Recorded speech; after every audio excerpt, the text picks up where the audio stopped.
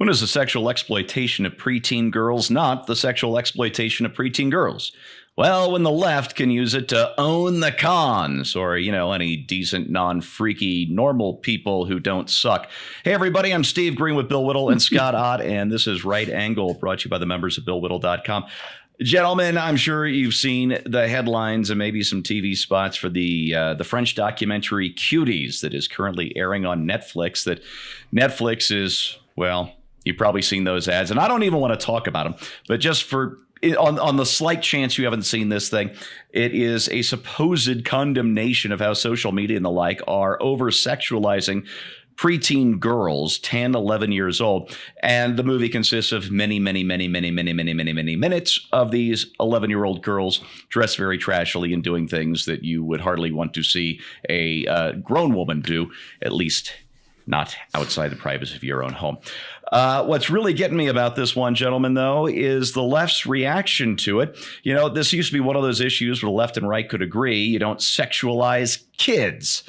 But since the right has taken up arms against this movie, and especially the way Netflix is selling it, naturally, the totally reactionary left has to come out in favor of it. Scott, let's start with you. According to the Post-Millennial, outlets that have criticized the, quote, far-right obsession with pedophilia include Rolling Stone, BuzzFeed News, Slate, Mother Jones, NBC's Ben Collins. Axios and NBC reporters tried and failed, again, this is according to the Post-Millennial, tried and failed to paint Cuties controversy as a QAnon conspiracy, as though to just brush it aside. And they poured scorn on GOP politicians by stating on Twitter that their stance was, quote, linked to a child sex trafficking conspiracy central to the QAnon movement. That post has since been deleted, and the article has since removed all mention of QAnon. But Scott, I have to ask you, with all of these news outlets coming out to own the cons by defending this stuff, why did Axios even bother to delete this stuff? Shouldn't they be proud of their stance in favor of sexualized preteen girls? Mm-hmm. When you think about how does this get on American television? Why did Netflix acquire this French documentary? Is it because of the ceaseless thirst that Americans have for French documentaries? You can think of how many French documentary titles can you think of in recent years that have become major smash hits in the United States? No, clearly the creepy, pedophilic, prurient interest of this particular topic was what brought it to American television, not because it was a groundbreaking defense of the sanctity of the bodies of little girls, but because it was trash.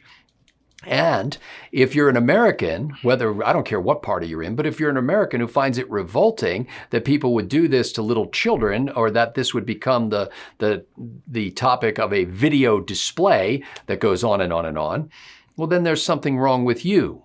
There's not something wrong with pedophilia. There's not something wrong with the creepy adults who lead these young children into behaving like they are, I'm too old now to know what today's version of Beyonce is.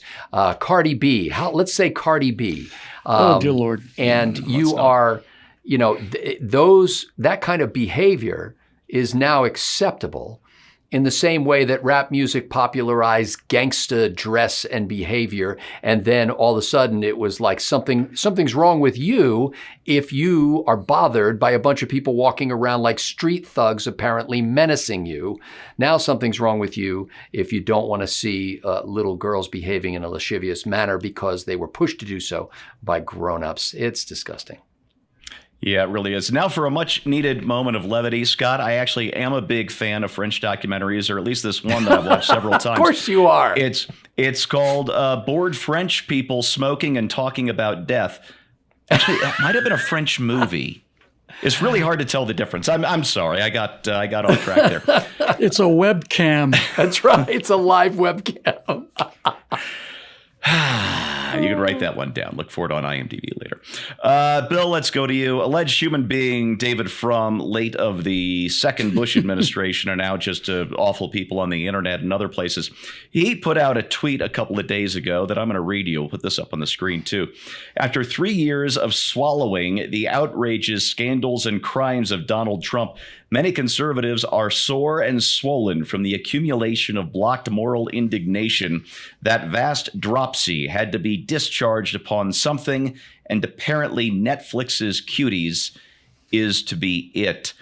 What do you say about a human being, a movement that would use such, well, turgid language in defense of a preteen sexploitation movie? Well, Frum needs to have some time with an analyst. Just the language. Yeah. You know, when we would talk about Shakespeare's use of garden imagery or something in one of his plays, for Frum to use that kind of language is indication to me that Frum's got some, let's just say, some blockages that he may need to deal with. But put Frum aside, which is usually not only the pleasant but the smart thing to do. This is it now. This is America, and on some look, the movie, the documentary doesn't make me happy. It's repulsive to me. What I think is not even makes me happy, but I think is a good thing is let's just go ahead and clarify what each one of these two camps in America believes in.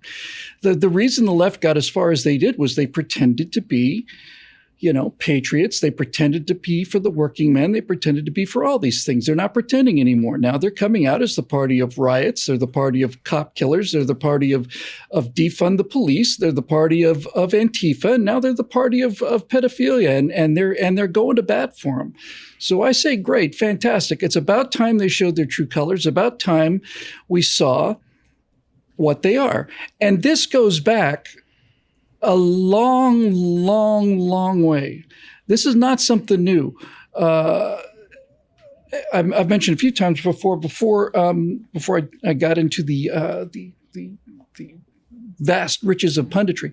I was a TV editor, and I did 5 years on a movie talk show called Sunday Morning Shootout. Got to see a lot of backstage footage of big people, A-listers, before they started rolling the cameras, and the reaction of the coastal elites to Roman Polanski and his essential statutory rape of an underage girl and basically ruined her life was just kind of, I guess that's kind of bad, but Polanski's a genius, and he makes great movies. And so what's the fuss about? And this is it. If they want to, the left, here, what we're seeing now in 2020 is a culmination of the idea that the left has come to believe that Americans want what they really want. AOC was the first person, it's only been 2 years now, was the first person who openly stated what we all knew the left believed in anyway. She didn't have the good sense to shut up, and now everybody else is basically following her lead. Fantastic. The mask is off. They're the party that thinks this kind of thing is okay. We're the party that thinks this kind of thing is not okay. And I want the election of 2020 to turn upon what people really are.